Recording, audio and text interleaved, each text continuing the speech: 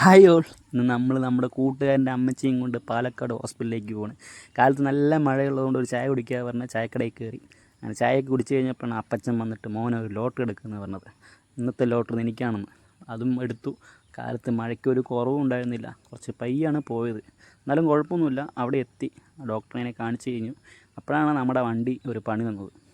ഇടയ്ക്കിടയ്ക്ക് തരാനുള്ളതുകൊണ്ട് കുഴപ്പമൊന്നുമില്ല. അത് ശരിയാക്കി. ഇനി നേരെ വീട്ടിലേക്ക് പോയാൽ മതിയല്ലോ. അങ്ങനെ അതൊക്കെ കഴിഞ്ഞ് ഞങ്ങൾ നേരെ വീട്ടിലേക്ക് പോകുമ്പോൾ കാലത്തൊന്നും കഴിച്ചിട്ടുണ്ടായിരുന്നില്ല. എന്നൊരു ഹോട്ടലിൽ കയറി മസാല ദോശയും വടയും പറഞ്ഞു. നല്ല ഫുഡായിരുന്നു. അമ്മച്ചിക്ക് അടിപൊളി ഇഷ്ടപ്പെട്ടു. ഞാൻ അതും കഴിച്ച ശേഷമാണ് അറിഞ്ഞത് ഇവിടെ മലമ്പുഴ അടുത്താണെന്ന്. 10 കിലോമീറ്ററുള്ളൂ. അങ്ങനെ ഞങ്ങൾ മലമ്പുഴയ്ക്കും പോയി. അവിടെ എത്തിയപ്പോഴാണ് പിന്നെയും എന്താ പണി തന്നിരിക്കുന്നത്. ഇന്ന് ഡാമില്ലാത്രേ. ഇന്നല്ല, ഒരാഴ്ചയ്ക്ക് വർക്ക് നടക്കുന്നതുകൊണ്ട് ഓപ്പണിംഗ് ഇല്ലാത്രേ. പിന്നെ അടുത്തുള്ളൊരു സ്നേക്ക് പാർക്കിൽ കയറി. 25 രൂപ ടിക്കറ്റിന് വില.